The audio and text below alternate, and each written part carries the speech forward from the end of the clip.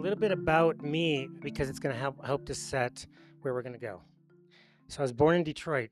I'm from the Great Lakes region, and I'm going to play off of what Dustin mentioned, and that is the Rouge River. Anybody ever hear of the Rouge River? It's similar to a river in Cleveland in that it caught on fire, right? And the Rouge River, we always would see it going to the airport because it's all concreted, right? Because Michigan is full of water. Michigan's name means beaver and water and all these things. And I was like, that's weird. Why are you doing that? And so I grew up about 500 yards from Lake St. Clair, which is part of the Great Lakes chain. And at the northern part of the lake in the St. Clair River is the Council of Three Fires. It's the Walpole Island people. And that's Ojibwe, that is Ottawa, and it's Potawatomi. It's called the Council of Three Fires. And the Walpole Island wasn't always known as Walpole, it was known as Warpole. And it was never really taken over because people were too afraid of it. And so they wouldn't go there. And what they also did, which was what they're known for, is sweetgrass. And so if you know sweetgrass, Heroclea odorata, it's been one of my favorite scents since growing up because you can smell it, right? My sister just got a bunch of hay. She lives in Michigan still, and it's full of sweetgrass. And it just brings back these memories of when we were kids. And so we all know, if you're in the region, where to go to get sweetgrass, and that's Walpole Island. And it's in Canada, so you have to take a ferry. It's the easiest way to get there. But what they're known for, which I didn't come to know until later, because as a little kid, you don't really know. And if your parents don't know and your community doesn't know, no one knows. But they were the stewards and continue to be. I got to check. I'll be back there next week of fire. And they brought fire back to their landscape way more often than would naturally occur. And as you get into the firefighting and scientific realms, people like to say, well, what's the natural occurrence of lightning, right? And around here, we might have a lightning strike every few years.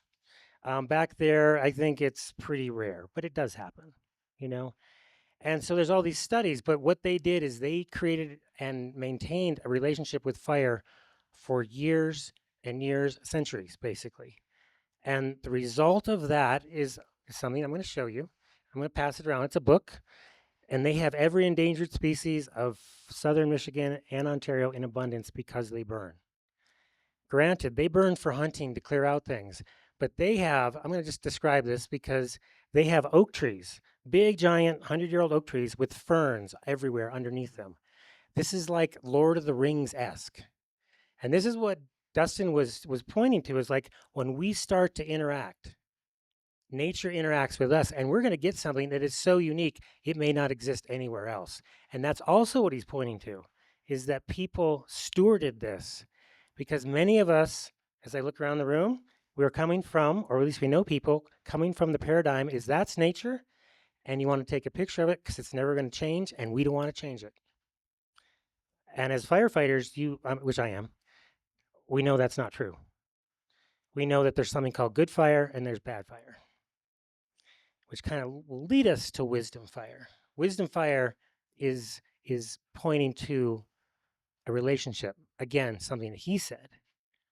Wisdom fire has to do with us relating with fire. So number one, we're safe. And number two, so maybe we can use it as a tool, which is like the Walpole Island people have done. And I never got to burn with them, but I got to meet with them, and my one of my college professors said, "Oh yeah, the people over in Canada, just north of Detroit, there in Ann Arbor, they're burning, and because they burn, they have all of these things. Sweetgrass is one of them, and that kind of catches your attention, but so many other plants."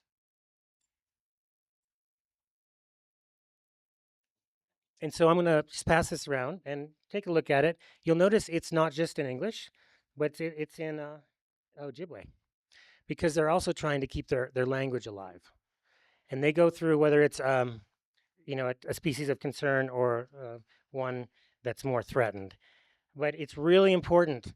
And with Caitlin's help last year and Ruth's help, we put together the biodiversity initiative for the Crestone area, which basically is the entire region here. And that's I collected. I have some, so just come see me. As you can see, I have wear many hats, and maybe I need more heads, right? So I can wear all the hats at the same time. Because people just think I'm just doing. Oh, you're doing beavers today, right? It's like yes, I'll do beavers, but not until we do something else. So, anyways, we have some of those. Those are from lists that Jim Erdman and I'm trying to think of all the names of all the herbalists and things who have come around this region. They would hand them out at things like this, and so I collected them, and it was amazing. I was able to keep track of them for 30 years, right? Um, this though, please take a look. I'll hand it to Caitlin. It has all kinds of things, but that's where the inspiration came from.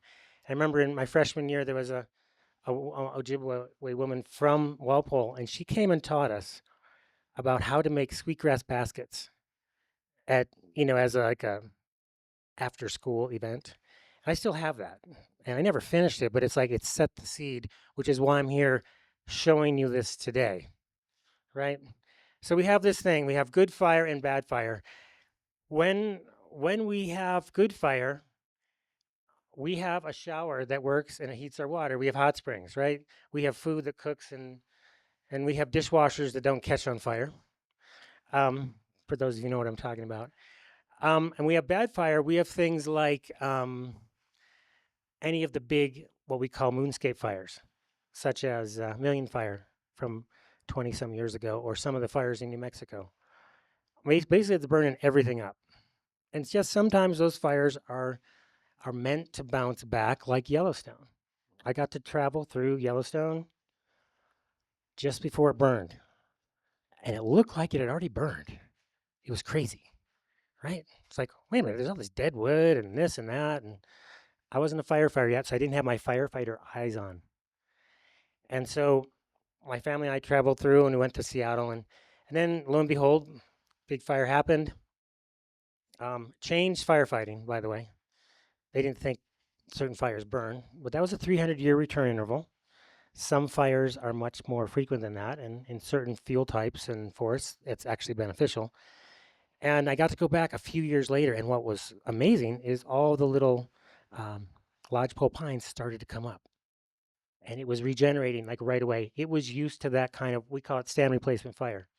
Some of these forests are not that way. If you look at North Crestone, that burned in the 1880s, and there's still trees that were burned way up high, almost to the lake, that haven't come back yet. But that used to be much more forested. So we have this good fire and this bad fire. And how do we know what the difference is, and how do we know how to use the fire? I'm going to point to an example from the Copper Canyon country. My neighbor, Enrique, his heritage is from Copper Canyon, the Tarahumara, the runners. And it's interesting there because they go from about 7,000 feet down to much lower, like, I don't know, 1,000 or two. They can grow bananas on the bottom and ponderosa pines on the top. And it is their practice, kind of like planting waters here with Dustin. It's their practice is when there is a lightning fire, a lightning caused from fire or from lightning, you do not put it out. You don't. And that's the way they have kept their forest resilient. And the sad part about this is they would get trees, ponderosas, this big. I mean, gigantic, kind of like the one at Tom's house, or the ones you'll see them. We have them around there. They were so big when the miners came by, they knew it was way too much work to cut them down, and it's way too much work to mill them, and it's way too much work to move them around anywhere. And so, unfortunately, over the last 20 years, people found out about this, and they went down there and they started cutting them down. If you saw that nice kind of furniture, the big giant plank furniture, that's what those trees are. That's where it's from. And unfortunately, the ponderosa, especially in terms of mycelium, the ponderosa is interesting because it's an alchemical tree. Well, everything is alchemical to me, but because it brings lightning down and it brings water up. It's a fire and water tree. It's very cool. If you look on some of them, they'll have the lightning strikes. So they knew early on, and they then knew that. So I'm hopefully going to paint a picture of indigenous cultures that are successfully living with fire. We got two there. Hopefully ours can become one of them. And fire um, has been part of my life since I moved here in 1993. I became a firefighter, and we kind of got people more um, practiced and equipped and trained to deal with something that we might have to deal with. And some of the most interesting correlations is not just the fire itself, because fire can, like for the lodge poles, the cones are serotinous, and so they open in heat, and all the seeds automatically just seed the forest. And the next one, so it goes from forest to fire to forest. Whereas our forests don't necessarily do that. They go from forest to fire to grass to shrub to trees to fire. And eventually every forest burns. Okay? Just kind of know that. But some may not burn for 1,000 years. Some may burn more in the hundreds, whereas some actually have fire return intervals of about 20 or 30 or 50 years. And if you don't have fire, what happens is the fuels start building up and building up and building up. And many of us, especially since the 1910s and in there are a number of things that happened early on in this country. And if you want to read about them, just go read the congressional record because it's all in there. And what Dustin was talking about being displaced and getting moved around, what was the upshot of that? It was that the stewards also got removed. And the people that had been there and working with the elements, they got removed. And so all of a sudden, you have this unattended, untended garden, untended forest that may have needed fire, and we may have been the ones, or they may have been the ones to bring it. 1840s, a couple main stewards got removed. The indigenous people who used fire as a stewardship tool, and then the beavers. Right around that was the end of the hat trade, and so the two main ones are gone. And so now we have no one tending the fire. It was actually illegal to start fires again, even though in 1888, somewhere in there, I think the Ute started the Burnt Gulch fire because all the animals had congregated in there and it wasn't good hunting anywhere. And they knew they were up there. So they burned out and all the animals scattered and they had better hunting. Oftentimes it's for the hunting that they do this. Also, then the beavers, we found the records from Taos. And there was, from the valley here, Dustin was alluding to how beautiful this was. This was called a park. And there was so much waterfowl and fish and everything. And the records are probably about 2,000 pelts a year from the sangres, at least the recorded ones down, probably Omniham, those old buildings, probably was where they did it. And then, right, right. And so it's just interesting to be living in this time in history where we can have all these connections and start to put back puzzle pieces.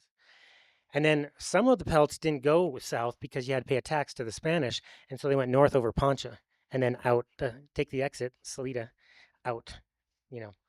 So we've got some stewards missing. And I want to go back to why does fire actually benefit the landscape? And if we look at it, some plants need to have their crowns removed like grass so that the sunlight will hit the tops of them and that helps them then regenerate. So that's one thing. And I've seen that. The second thing is it develops an ash. Actually, it develops three kinds of ash. Many of us are familiar with biochar, the char, and then there's the gray ash, and then there's the white ash. If it's really, really tiny, like a grass or an herb, you might only get the white ash.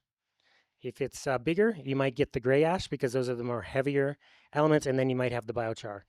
And so we know, because we've done numerous experiments, that if you burn just very gently, like just the grass, and let's say it's a year like this, and please do not go home and do this, even with your Bic lighter, doesn't matter when it's right, when it's right.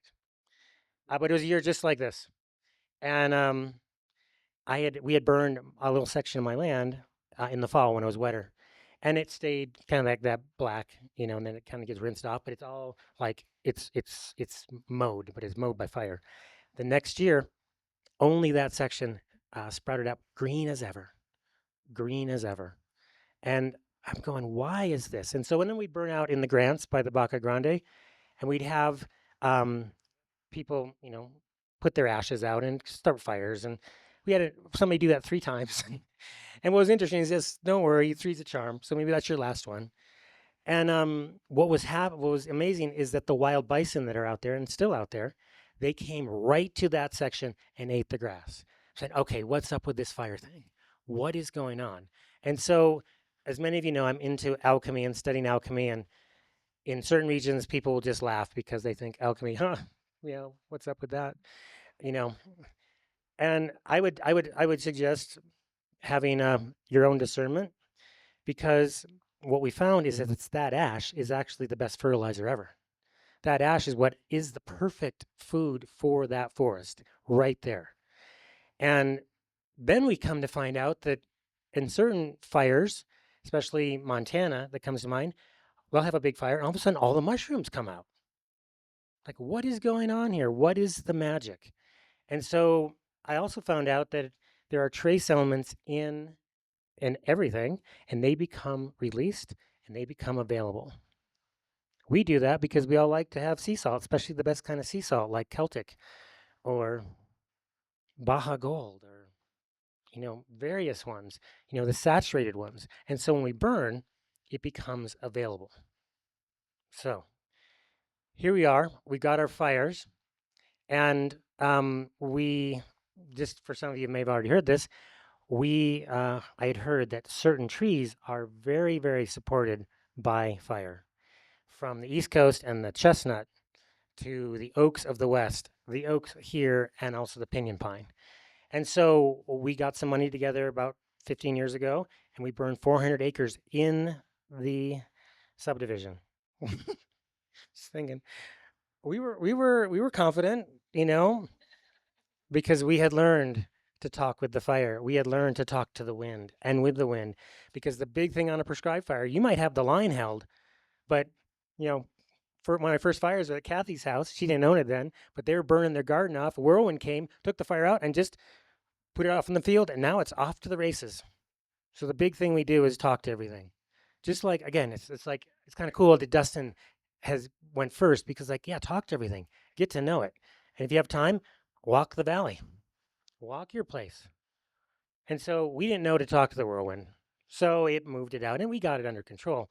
But it's very it's been very important to know about the effects of fire. So we burned 400 acres because I didn't know this, but apparently the trees really, really like it. And so that next season, almost every tree produced nuts. And everybody got mad at us because you brought the mice. I said, I brought the pinion nuts. Then they were $25 a pound. Now they're 45. So we're going to jump ahead.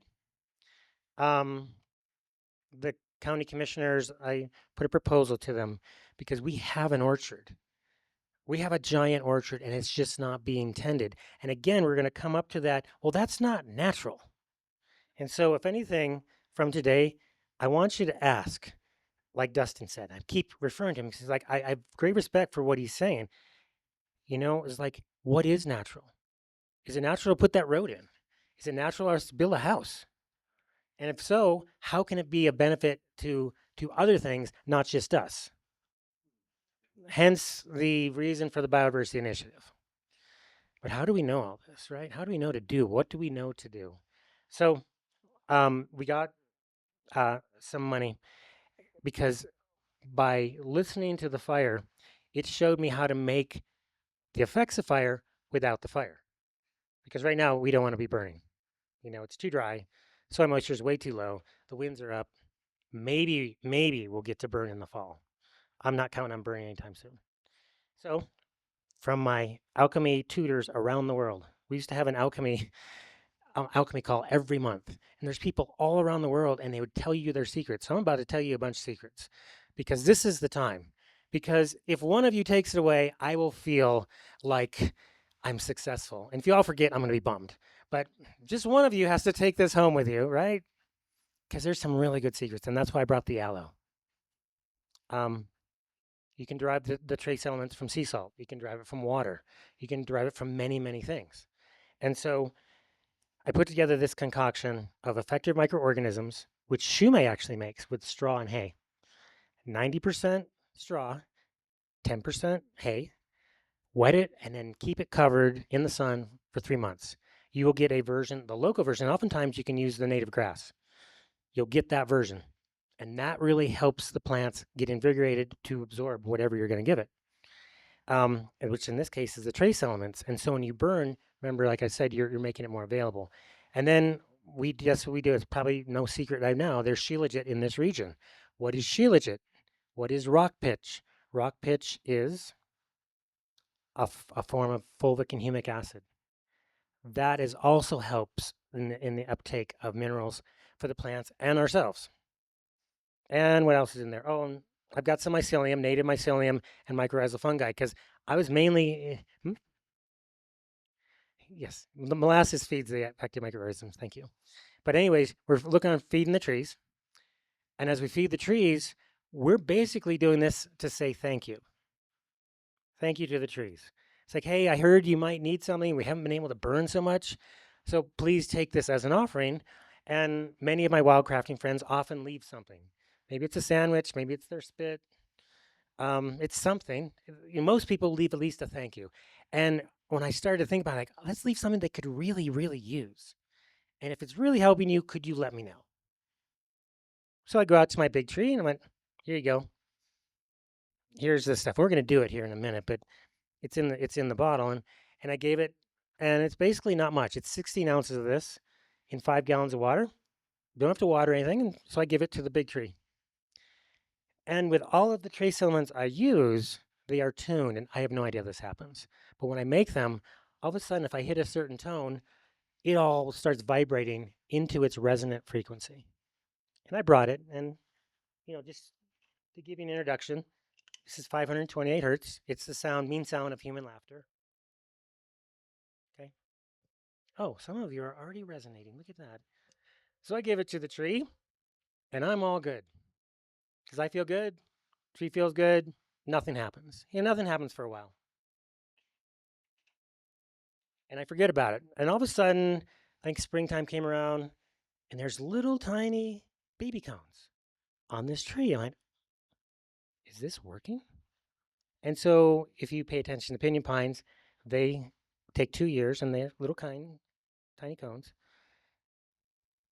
Then they go to big cones the next year. So it's like a year and a half. And so, yes, she produced nuts and cones. Okay. And so I went, huh. So I decided to feed a few more trees, and they did the same. And I said, huh, I wonder if you could actually just feed one if she is what's called the mother tree, and then the mother tree could feed everything else. So I stopped feeding all the other ones and just her. And I got trees to produce nuts that I hadn't fed. And so it's starting to spread. Then I started offering it to the community with a grant from the sales tax grant from the commissioner saying, hey, do you want to grow pinyon nuts? We live in an orchard that is not tended. Since we can't burn it, can we feed it? So they said, sure, we'll give you some money. So I passed out 50 of these. And the results back was, I don't know what happened, but all of a sudden my trees are producing nuts. It happened many, many times. And one of my trees, the average around this region is that the pinyon pines produce nuts every 7 years. When we had burned in the past, they hadn't produced in over 11. Mine now produce every 2. And the big one actually produced last year. It was only 10 or 20%. And I'm just saying, boy, you're feeding so much. And I'm gaining inspiration from the Walpole Island people. They burn so much. I think it's going to be too much. And when you do natural fire knows. And that's where the wisdom fire comes in, is how do we know what is the appropriate amount of fire to bring, whether it's in a bottle or whether it's with a match. And so then I had to start to consult with what we did in terms of the burning. And my good friend Jeffrey, who we got to meet recently, again, out in California, he and I got to burn. And when we did this burning of the 400 acres, we would burn also out in the grasslands. We would actually go out and do what we call the wildfire rodeo, and where we would kind of light fires and then we'd all attack it. And we got really good. Then we'd start burning individually to see, can you do the circles? 1 foot and then 3 foot and then 5 foot, 8 foot, 13, 21, 34 is really hard because the wind's going to come up, and you got to talk to the wind, and you have to talk to the water. You have to talk to everything. And if and this is what we're going to do in our class. You guys all get to do that at the right time. is have your own wildfire test because it's your test of you. So we got to do this. So that's all fun and games, right? Especially if it doesn't get out of hand, which it didn't. I'm very thankful for. But what did happen, and this is what really caught my eye, is that plants came back that we hadn't seen. Around here, we have creeks that are very deep, you know, 5 feet deep. And there's certain riparian plants that will live on the creek, but they don't live on the benches. And so we burn on the benches, and here comes blue flag, the wild iris. Like, whoa, how's that doing that? And we started to see, like, whoa, the grass really came back. Oh, we're starting to see all these things. And then we burned in Iowa. And where we burned, the giant turkey foot came back, which is about 10 feet tall. And then they got 3 plants, including one of them, Michigan lily. I always remember it because I'm from Michigan. It came back after 100 years, and so did the other 2 plants. And so certain plants, as we have learned, need fire and they need the trace elements. And I'm going, why is this happening? And so I want to run it by you as we're exploring this together, at least for the next little bit of my time. Okay, good. We still have time. Jeffrey lived in this town. I'm blanking on the name, but it's where the Maharishi lived, Fairfield, right? And so he got them all into fire, and they're meditators of some nature. And yes, I meditate too. And so I went, does that have something to do with it? Because some of us go into the zone when we're doing like burning or we're doing like crazy things like that. Some of us don't like it at all. We might not be in the meditative state. So he's like, are we producing something? Are we producing a theta state? Are we producing with something? And so I decided, because we've done this here, we've done it in Iowa, was it true anywhere else? So my sister in Michigan, she loves monarchs. Monarchs need milkweed. She's got this field. There's no milkweed there. So I'll put it on the line here. I'll go back and I'll burn for you. And so it's my brother and my sister, my aunt. We're burning off this 2 acres. And I said, what if you can go into the best meditative state you can with the intention of helping milkweed? So we burned, and Michigan's different because things won't burn unless it's below 75% relative humidity, and it's not that often, but it does happen. Here it has to be below 35% for it even to burn. So we light this kind of pile and nothing's burning. We can't get it to go. So we take lunch and the fire is going to tell us. And this is how the Walpole Island people do it. I remembered they will just light the fire and then leave. Please don't go home and do this. This is not the Great Lakes region. And they kind of ran into a few issues lately. They continued to do that particular historic way that they did it, traditional way, because they never knew when it would come into prescription. And so they actually burned up a couple houses. So because they are starting to build where they used to not have houses. And so, anyways, the pile's burning. We're having lunch. All of a sudden, it starts to take off. It's like, oh, we're in prescription. We just drop our lunch and get out there and we start to tend it. We catch it, doesn't go on the neighbor's land. It's all good. No whirlwinds. And so then everyone goes, okay, what's going to happen now? So I leave. And I happened to go back because we had some family here and we drove back.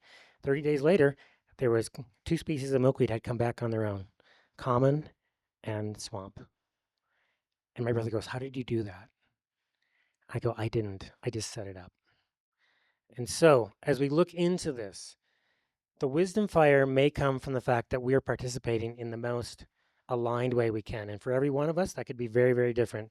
And we use nature as the mirror. How do we get there? How do we even know what question to ask? Again, like Dustin said, someone asked, what do you do with people that don't even get it? He said, ask. I said, what do you really think about this? What do you really think?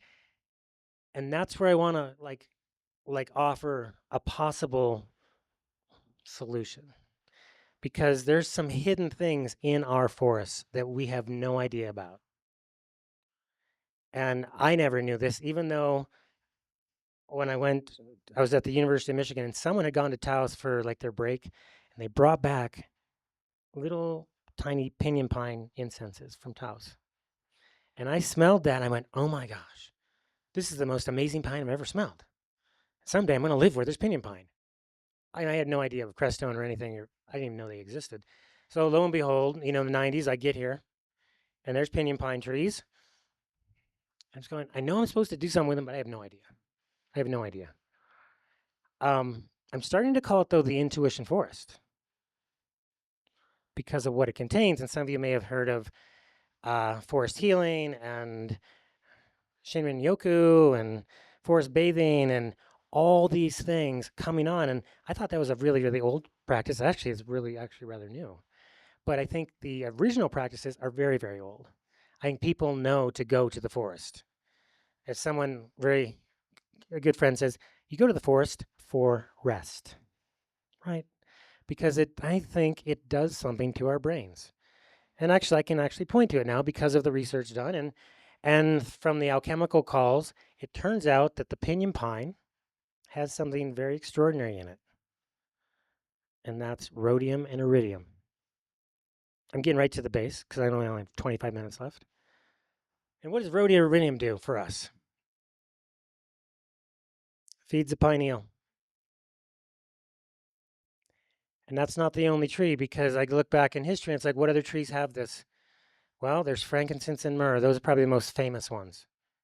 And that was a very famous gift. Frankincense, myrrh, and gold, right? Why gold? It's highly conductive. And so basically, you feed your pineal rhodium and iridium, and that might just be going out into the forest. So there's other trees that do this too. Junipers, ponderosas. And so I taught at Colorado College here, and I would say to my colleague, he said, these trees contain this. He goes, well, the soil doesn't contain any of that. You own the soil, there's nothing there. I said, really? He goes, yeah, that's very rare. Those are very rare. I said, well, where is the rhodium and iridium coming from?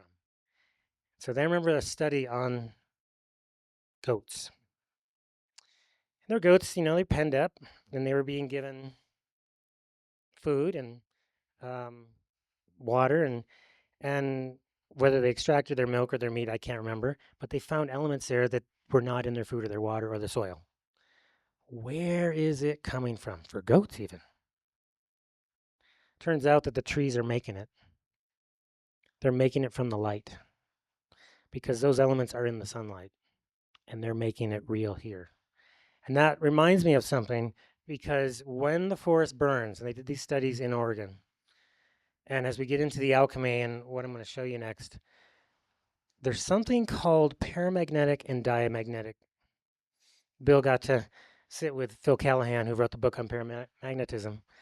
And our relationship now is like looking into this in everything. And so when you induce or set up a paramagnetic effect, you can get all kinds of plant growth. And it occurs in the forests in Oregon. You can take a diamagnetic soil and once a fire comes through, make it paramagnetic.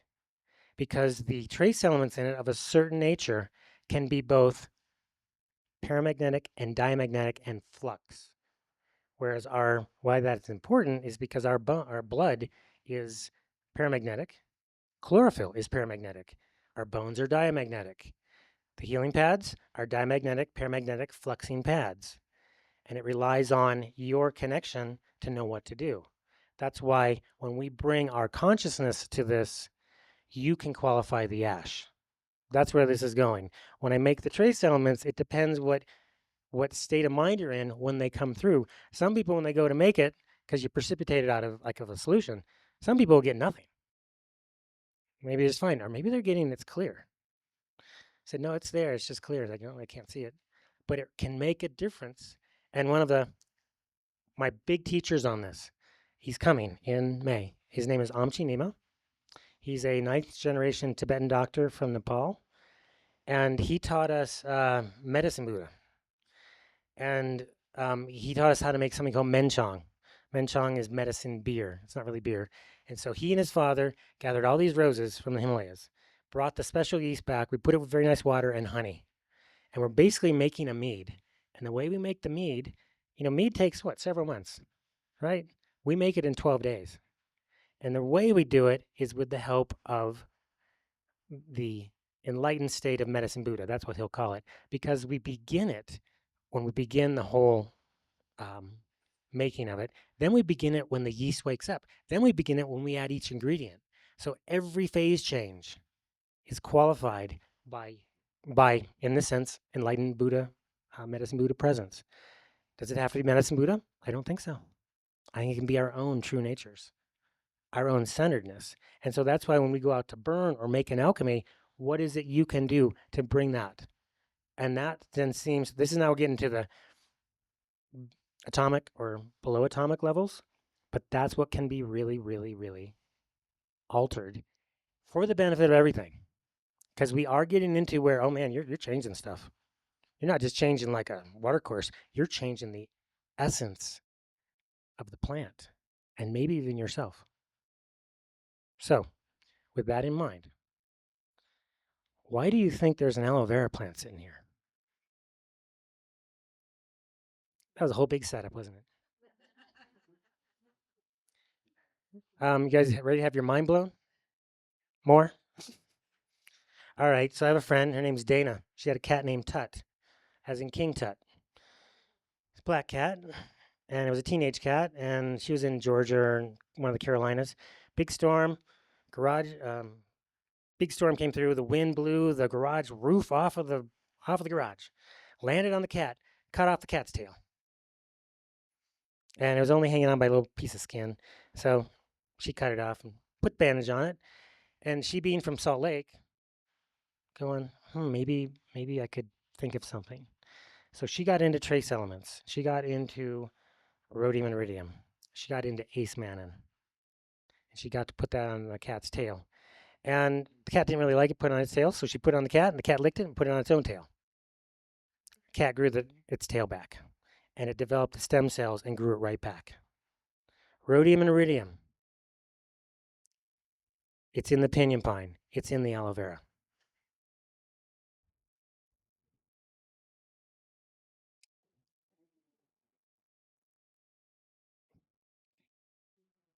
$10? Okay. Okay. So no, we'll try and maintain. Um, no, that's good. Just two more handouts that I can before we do the experimental part. Experiential part. Oh, right, right. Okay. Anyways, we are going to be hopefully working more with Dustin on the watershed restoration. We also received some money from Biophilia, and we're working with Beaver, and we're going to incorporate planting water, restoring fungi, um, and on and on and on. And then I have an article here about fighting fire with beavers, how dam building rodents are deployed to prevent mega fires and restore scorched wildlands. So these are here. I'll start passing them out. You can also see it at my table.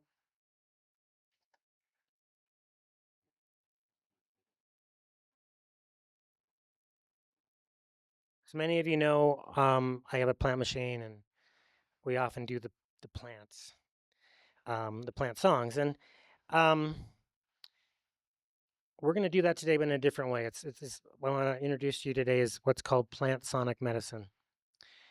And to do that, we can either do it as an experiment, or we can just make sure that you get the best chances to have an effect. Because I brought the intuition kit with me. Intuition kit are 3 formulations.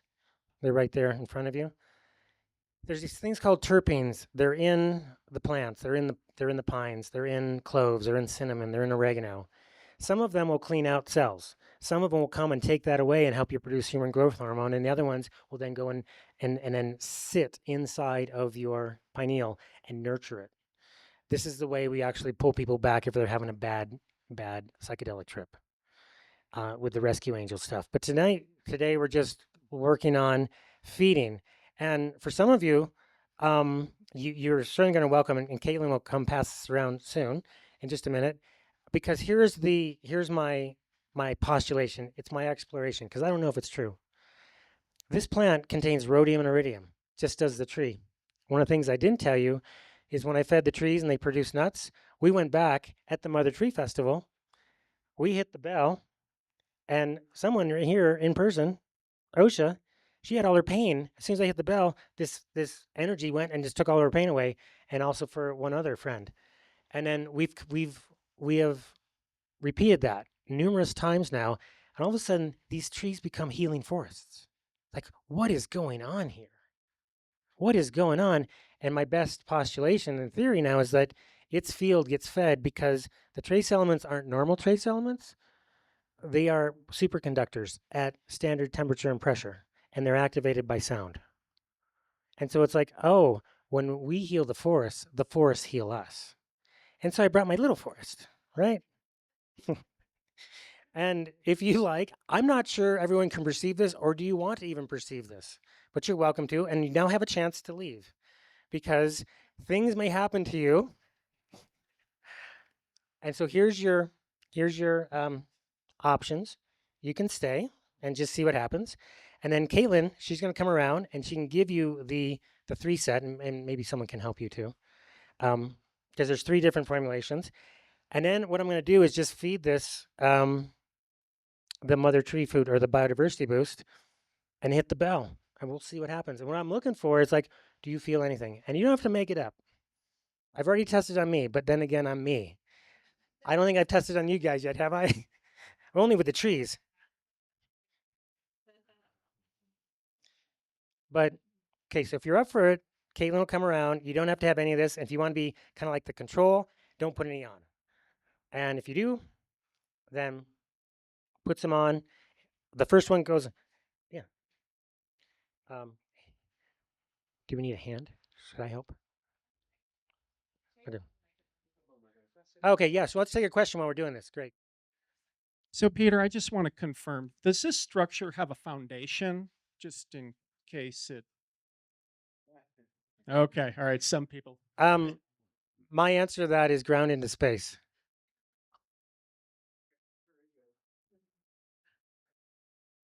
So while she's doing that, or um, I'm gonna just mix this up. It's very simple. I guess I have a question about iridium. I mean, I've seen iridium once in its pure form, and What color was it? that's really hard to say. It was like it looked like clouds in a container, and if you like breathed on it, it would just dissipate into the air. It was very fragile, and it was very like. But I'm just wondering, is there a way to get pure iridium, or what's this other alkaloid you're talking about, or this other element? I guess the periodic table elements. Rhodium. Is there a way to get just pure iridium and erodium, like in their pure form? It's funny you should ask, Jay. Gold. Right? I have a friend who gets it from. There are places in the earth where um, they were exposed from thousands of years ago when the meteors were hitting, Mm, right? And so I've actually collected some of that for my friend, and he was actually able to get it out. wow. Since this is we're in the Crestone neighborhood, ever heard of Sai Baba? Yep. When he goes like this, he does the babooty. Yeah. That's rhodium and iridium too. Ah, The closest way to get it is from the pinyon wood and from the ash. right. Yeah. So maybe we'll do that sometime. Do they send? You think you could centrifuge out to get a pure element, like the actual only the element of it? Yeah. Yeah. Okay. Yeah, and it's not going to be centrifuge. Right. It's going to be fire. Right. Fire works better. Fire with consciousness. Any other questions? I just have a question about the quality of the ash from fire in a wood burning stove. And so I have a wood burning stove and mostly burn juniper that has been, what do you call it, mitigated from the forests around here. And my husband takes buckets of ash out and puts them in a pit right now. And I'm wondering, is that good ash to use over? We have 1.5 acres to spread out over the land, which is just cactus and. Are you trying to kill the cactus? Well, I don't know what we're trying to do. I'm just Well, kind of number trying one, yeah, I know. I think I know. I understand what you're asking. Number one, make sure it's out, because that's how we had those Yeah. 3 fires. And then number 2, I'm from the East, and so that's what people would do for their gardens. And here, it's too hard to control in that form. You only need one molecule, and you can change a whole forest. Hmm. And so out there, using that application, I don't generally do that. I save my ash, in like a 55 gallon, maybe to do something with. What you could do with it, what I would do, is maybe make potassium hydroxide or something of that nature, like a lye. Yeah, because then we could use that for other things. I would not be spreading it on my land. Okay. But what I would do, since you're already doing it, see what happens, because Well, you we're might. not spreading on the land right now. It goes into a Oh, pit. just a pit. Okay, Yeah. yeah, maybe just keep it contained then. Uh-huh. Yeah, and then what we might do, which is what we saw with Ruth and Caitlin on Cottonwood Creek when we burned last year, is we saw there was a log that caught on fire, even though there's lots of snow, and the moss on top got saturated with the water and didn't burn, and then the mycelium became a mat, and it didn't burn either. And then with Tyler here, if you get a chance to talk to him, the mycelium apparently is fire resilient, and there may even be mycelium that's fire suppressant. And so just kind of think about that. Yeah, just think about that. It's like, whoa. And so one of my colleagues, Mandy, she's coming. She's going to speak at 4 today. We have a group of us that's working in the Durango area on, she will call it biological fire mitigation. And what we're calling it here is holistic land management. It's all the same thing, but we're wanting to bring in fungal associations and beavers and ourselves and whatever we can. And Lauren, one of the team, she was her business was part of giving fungal treatments to some land near Colorado Springs. They had a fire, and the fire behavior was way lower. Why is that? Well, the mycelium absorbs water and it holds it. Much of our soil is sandy. We have drift sand. What does it do? Water just goes straight down. It can't colonize. There's no organics. There could be many reasons for that. Maybe overgrazing, maybe erosion, all kinds of things. Maybe lack of fire, because fire feeds mushrooms. All the characters are here, right? So last May, we took some of this stuff. Tyler brought the oyster mushroom from the Arkansas River. We made a little mushroom nursery in the park in Crestone, and we like made Oreo cookies with it, with aspen slices and everything. And then watered it, and then we played bass notes to it. Bill played his bass, I played my didge, people played drums, all these things. 36 days later, we had oyster mushrooms you could eat. Sure, that's all well and good, but then now there's a fungal community in the park. Then we took that out to Cottonwood Creek, made all kinds of nurseries, and did a concert. We had over 100 people there, and I checked them, and those things are growing. It's going to take a while. They're not tended. So again, we're working on bringing back fungal associations, especially the native ones first. And we said, well, I could walk. I know Dusty could walk from there to here. He probably did. And you could put that in your pocket. I think we're trying really to not disrupt when we're trying to also restore. Beavers, when we start bringing the beavers back, which will hopefully, as soon as they have a nice place to live, and we've gotten with the people along Cottonwood Creek. So if you're along Cottonwood, we're starting the Crestone or the Cottonwood Creek Beaver Coalition. In 1996, when Gary Boyce bought the ranch, I happened to be out there, and right by your guy's house, he had his bulldozer in there, his new amphibious bulldozer, and he was bulldozing every dam he could find. And then we heard, and I'm not sure if this is true, but someone may have paid someone to go shoot every beaver that was up here to get as much water that there is. Ruth and another surveyor just found a dam at 12,000 feet up North Crestone, perfectly intact. They didn't run out of food. They didn't run out of habitat. And if you get into Emily Fairfax and the article I'm passing around, they are crucial. They're not just like, oh, it'd be nice to have them. Like, no, if you don't have them, we're probably not going to be here because we can't afford it.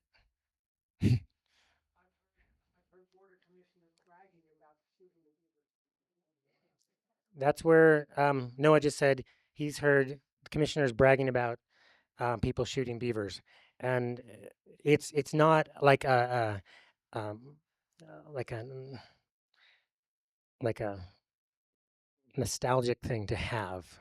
It's like a critical part we're seeing because the entire system developed with them, and we might not value them very much. It's not just an icon, but it's actually really super important. And again, the reason we're taking time to pass out this is because maybe everyone needs a dose of rhodium and iridium on the forehead. How are we doing there, Caitlin? Halfway through? Okay. Any other questions? I don't. You could actually help. You want to help her? She could do the. No, you could do the liquid ones, and then she can Is come there any around. other questions? Okay, I'll do the demonstration then. Okay. It's part of the demonstration. This is the biodiversity boost. It has the trace elements, affected microorganisms, shilajit mud, uh, mycorrhizal fungi, and mycelium from this area. All I'm going to do is put like maybe a capful or a couple capfuls in the water. Okay.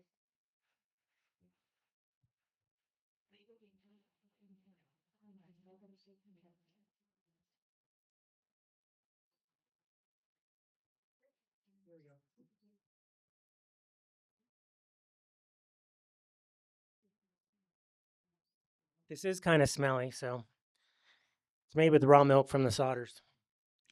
And what you do is you put water that's been sitting with rice in it. Just take the milk, put the water that has rice sitting in it for 10 minutes. That's all you need. Makes a culture. Feed it with molasses. Caitlin, want to make sure I said there's molasses. You got to feed them. And then I add everything else. What's interesting about this, since it is the seed exchange, I'm always experimenting, and that's why my life the way it is. And so I found some 3-year-old sunflower seeds. And a lot of times you want to make sure you plant them because they sometimes don't stay viable. So I said, well, let's just test them. So I put some of this food in the water, soaked them, and gave it to the soil. In one day, they sprouted. And in 5 days, they became, the kind like you like to eat. So I'd love to be able to do this just with fire. Just right now, it's not the time, especially on the large landscape scale. And obviously, if we do that, you want to have people who know what they're doing. And you also want to have people who can be there and centered because nature will respond to you. And that's why we like doing it in a phase change. Because in a phase change, many things are possible. And it's probably not talked about a lot, but in different practices, when you get your body into the phase change, all of a sudden it's very, very much easier to get things to happen, especially healing. So while they're passing it around, I'm gonna wait, make sure everybody gets some that wants some.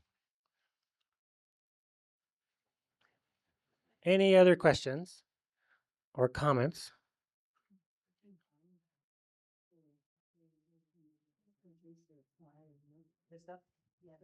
This is at my table in the room. So I'm new to the area, but last year there were so many pinyon nuts just like decking the trees. It was like they were just like, wow. And I'm just curious, what kind of is that just the 7-year cycle? Did I just show up at the lucky time? Like, because I always wanted to harvest pinyon nuts and I was like so joyful just picking them all. But yeah, that's my question. So remember when I said one molecule can change a forest? There's also something called, I'll use the kind of term I just heard today, resonant masting. Like my trees, the front trees in the front of my land would produce, they're producing every 2 years. And the back ones would produce cones, but not nuts. And so they're mimicking, but they didn't have the nutrients. As soon as I gave them the nutrients, they could produce nuts. Again, it's not very much stuff. You are getting in. And so sometimes they just do it because everyone else is doing it. I don't know. If we burn on a large scale, especially with an offering, I think it's more likely to happen. And some people will say, Is that too much on them? And that's my concern too. And so it's like, oh, just thank you. You don't have to produce any more nuts. I'm good. You don't have to produce anymore, but I want to make sure it's not depleted. And so I watch it. Is it like turning brown anywhere? Is it is the mycelium? And that's really what we're I'm interested as well in. Is it creating or sustaining a mycelial network? Can I add a little note to that? And curiosity wise, some of those elements you're going to get out of geologic events like volcanoes. So, have you ever thought about correlating that and considering 3 years ago we had a major eruption in Iceland, whether or not that coated enough of the terrain here with the microdust to Right. give you that response?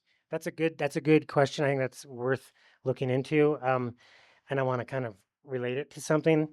Anyone remember or hear of Sun Bear? He wrote a book. He wrote a book called Earth Changes. And I got to meet him. And he tells the story about he went out to pray. And he goes, our gardens are needing minerals and nutrients. And within a week, Mount St. Helens blew. Why? I got some. Thanks. Thank you. Okay, all good. And they got their ash. And the funny thing is, in Montana in 2000, we were digging line in a very uh, in the river bottom where the river runs through it was filmed, right? And we got down to the mineral soil, and it was full of that ash from Mount St. Helens. It was 20 years because it was 1980 when it blew. It was 20 years of accumulation of duff. It was amazing. All these things come together, and I really appreciate that. That'd be worth looking into, for sure. So there's a lot, and one thing I want to say before we do this little experiment is, I went to a native inspired ceremony recently, and people were saying, if we had anything to do with this, we want to take a time to offer an apology to the inhabitants. And so we did that, and I want to suggest also that we maybe include the water, because this valley was once full of water and it was drained. And Dustin was sharing with me last night when we were having dinner, is like, there's probably a way to control people. And so there might be a lot of forces out there. And so what we can do is, I want to share this with you. And if you don't feel anything, don't worry. But you've all got that. And I'm going to give some of the plant food to the aloe.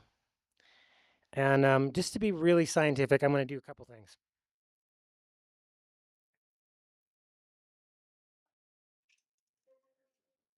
Yeah, you can. I'm going to hit. I'm going to hit the bell before we do the aloe, so you can distinguish between. I love tricks, but I don't want to I want to give you the best I can to know about, so you can know about you. Uh, you know, and so we're going to just hit the bells first, and just focus on your third eye and your top of your head, and then we'll feed the plant and ask it to join us. Okay.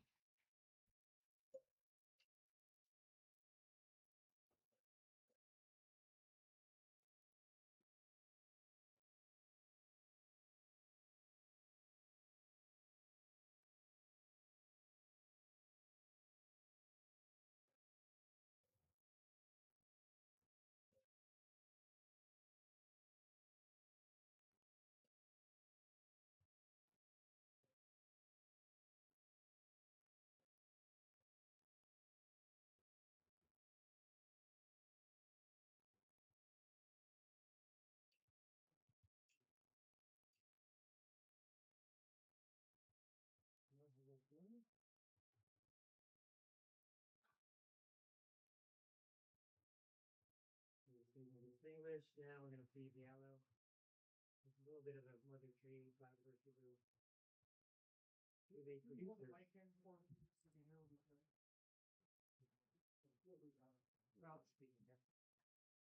I'm feeding the aloe plant, the biodiversity boost, with the water, just a little bit, and remember, it holds the rhodium and iridium.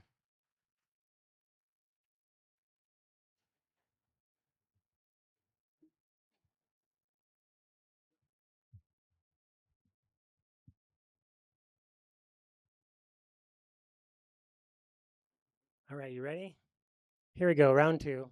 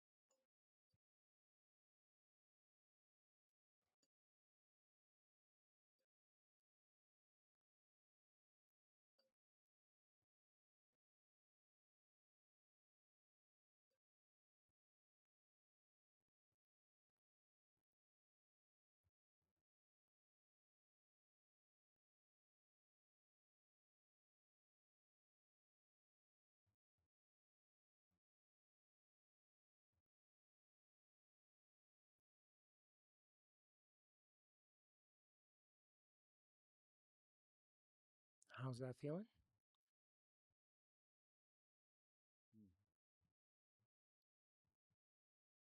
Relaxing. So I think that's going to be it for this talk. I have bells and Mother Tree food and biodiversity boost at the table over in the hall, but we'll be around for questions. Thank you, Caitlin. Thank you, Che. Thank you, Doug, and everyone putting this on. Thanks for having a forum to share this.